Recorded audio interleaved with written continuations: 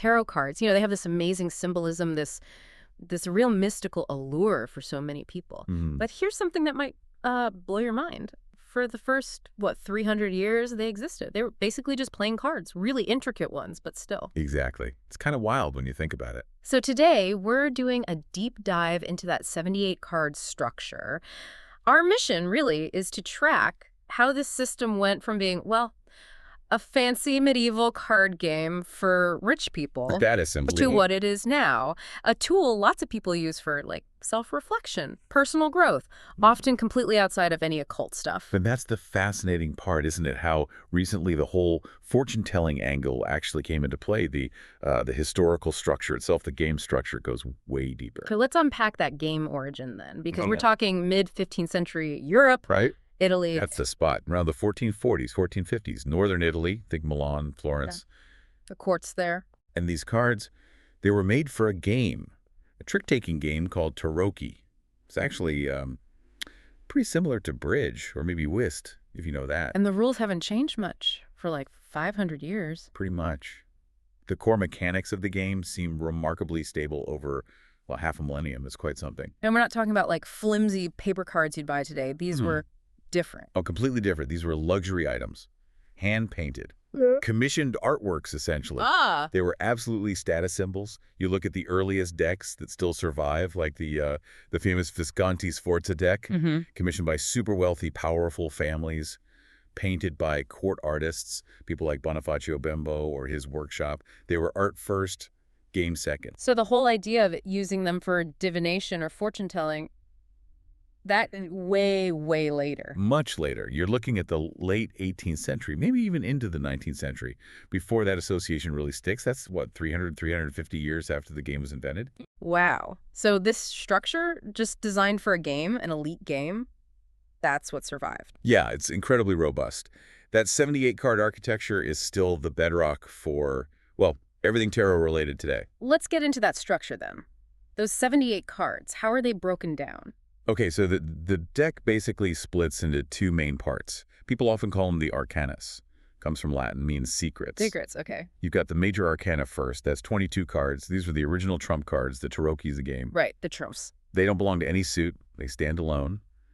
And they represent the big stuff in life. Major events, spiritual lessons, those universal archetypal energies, the big picture. Okay, so the big themes and the other part. That's the minor Arcana, the other 56 cards. These seem more relatable, maybe, like everyday life. Exactly. The minors focus on the day-to-day things, personal experiences, challenges, opportunities, the stuff we navigate all the time. And the structure here in the minor arcana that mirrors regular playing cards more closely. It does. Specifically traditional Italian playing cards. It's divided into 4 suits, and each suit is linked to a classical element and, a different aspect of life. Let's quickly define those suits because that feels pretty fundamental. You have wands first. Wands, yeah, or sometimes batons. That's the suit of fire. So think passion, inspiration, willpower, creativity, action, ambition, that initial spark, that drive. Got it. Fire. Then cups. Cups. That's water. So, as you'd expect, emotions, feelings, relationships, intuition, the subconscious. All the hard stuff. Makes sense. Swords. Air. Swords are air, yes. This is the realm of the intellect. Logic, communication, ideas, but also conflict, decisions, mental struggles. The mind, basically. The double-edged sword, as they say. Okay.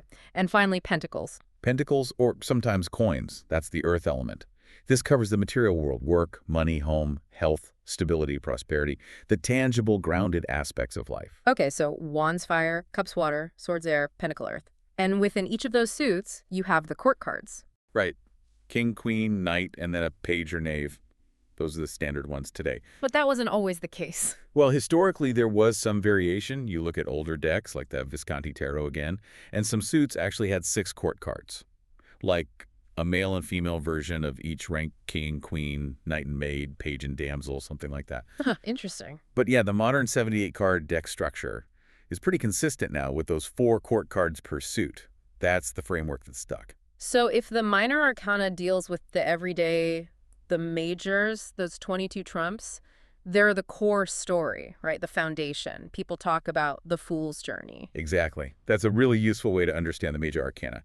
It maps out this narrative this sort of archetypal story of human development moving towards wholeness or fulfillment. And it starts with the Fool, card 0. Card 0, yeah.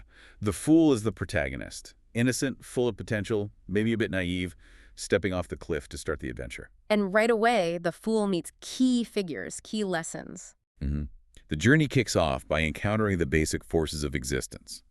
You meet the magician, that's about having resources, skills, making things happen, willpower. Okay. Then the high priestess, that's about intuition, inner knowing, the things you can't quite see but feel. Inner world, outer world. Exactly. And then you learn about nurturing, creativity from the empress, and structure, rules, order from the emperor. These are fundamental building blocks for navigating the world. It really does sound like a map for growing up, figuring things out, but life isn't smooth sailing. When do the big challenges, the turning points, start showing up in this journey? Well, after learning about society and choices, that's the Hierophant and the Lover's the Fool achieve some success, maybe through determination, that's the Chariot. Yeah. And discovers inner strength. Right. But then comes a really crucial stage, the Hermit. This is about needing to withdraw, reflect, seek wisdom and solitude. Yeah. And this often marks a shift towards confronting the bigger, unavoidable life changes. So, thinking about how people use tarot now for self-discovery, how do modern readers handle the cards that seem, scary, like death or the Tower? Nobody wants to see those. Right? Well, that's where understanding the archetypes becomes so powerful and where the self-reflection aspect really comes in. Take Death, card 13. Yeah. Almost universally, modern readers interpret it as transformation. It's about an ending, yes, but a necessary ending of something that's run its course. Yeah. It clears the path for something new. It's almost never about literal physical death. Okay, so it's about cycles ending. What about, say, the Hanged Man? Looks uncomfortable. The Hanged Man, yeah. Card 12. It represents suspension, a pause. But the key is that it forces a completely different perspective. Yeah. You're stuck, maybe, but being stuck makes you see things upside down in a new light you wouldn't have found otherwise. Okay, so the difficult cards are really about perspective shifts, necessary endings. Exactly. And you see that pattern continue. The Wheel of Fortune, that's about the ups and downs, the cycles, the fact that nothing stays the same. Justice is about cause and effect, taking responsibility. Then death clears the way. For the final phase of the journey, towards wholeness. That's the idea. The later stages involve finding balance. That's temperance. Confronting your own shadow or temptations. That's the Devil. Sometimes experiencing sudden disruptive change. That's the Tower, which is often about breaking down false structures. Right, a Tower seems intense. It is, but often necessary. And then, out of that potential chaos, comes hope and healing the Star, followed by navigating illusions with the Moon, finding clarity with the Sun, answering a call with judgment, and finally achieving integration, completion, wholeness with the world. The World card, number 21, the end of the journey. The culmination. So when these major arcana cards appear in a reading, they really signal you're dealing with one of these big, pivotal, archetypal themes of life. They demand attention. It's just amazing that this whole psychological roadmap was basically hiding in plain sight within a set of game trumps. So we have this robust game structure. It exists for centuries, and then late 18th century, things shift towards the spiritual, the divinatory. Who kicked that off? That's when the occultists really got interested. There was a French figure, Jean-Baptiste Alliette, who went by the name Etaya. Etaya, okay. Around the late 1780s, he published what's considered the first real guide, specifically on using tarot cards for divination and spiritual insight. He assigned meanings, developed spreads. He really formalized it and set the stage for how many people started using the cards from then on. And fast forward to today, there's been this huge resurgence in tarot. But the way people use it seems to have shifted again, right? Like, lots of folks use it in a completely secular way now. Absolutely. That's a major trend. For many contemporary users, the magic isn't about predicting a fixed future or contacting spirits.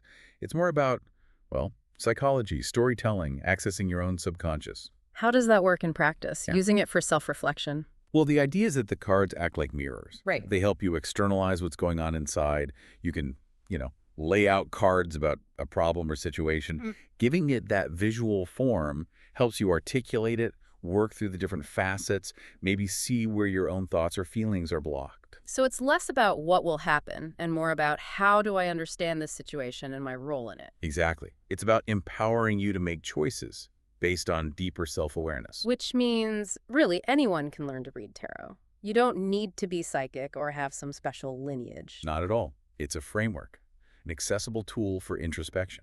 And the reading itself, it's about interpretation, building a story. Yeah, it's an art. You look at the symbols on the cards, you consider their traditional meanings, but then you weave that together with the specific question or situation of the person asking the querent. And the spread is important too, right? The pattern you lay the cards out in. Definitely. The position of a card in a spread gives it context. A card might mean one thing if it represents your past, another if it's about a hidden fear or future potential. The spread creates the narrative structure. Okay, so for someone listening, if they want to start, what deck should they look for? There are so many out there. It can be overwhelming. But the gold standard, the one most modern decks are based on, is the Rider-Waite-Smith deck.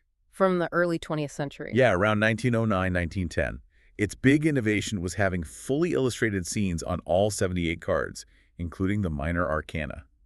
That made it much more intuitive to read than older decks. Ah, so avoid decks where the minors are just symbols, like playing cards. Exactly. Those are called pip decks. If you get a deck where the Four of Cups just shows 4 cups, it's really hard for a beginner to get a feel for the meaning intuitively. You want those illustrations. Good tip. Anything else to avoid, like oracle decks? Right. Oracle decks can be lovely, often very artistic, but they don't follow the traditional 78-card tarot structure we've been talking about. They have their own systems.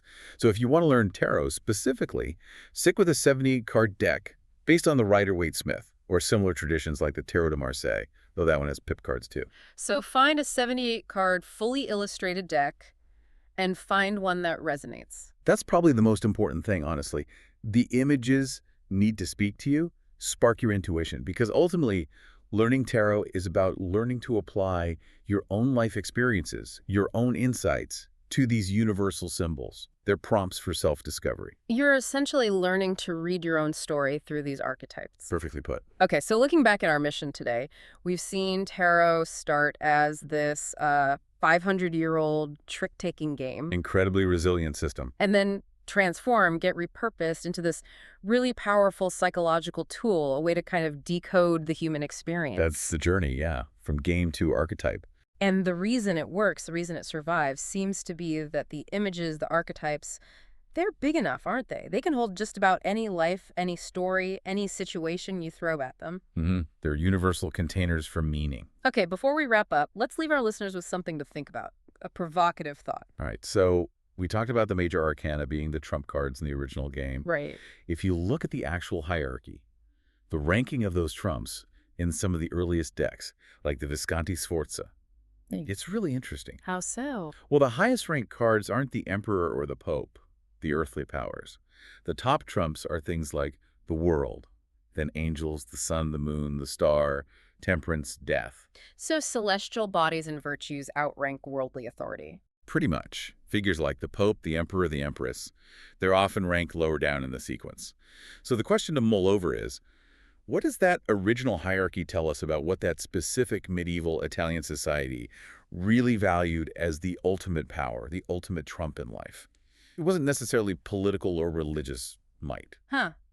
Celestial order, virtue, transformation, maybe even fate trumping earthly rulers. That definitely adds another layer beyond just divination. It invites you to think about the original values embedded in the structure itself. An ancient game, still giving us things to ponder about our priorities today. Hopefully this deep dive gives you a great starting point for your own journey with these fascinating cards.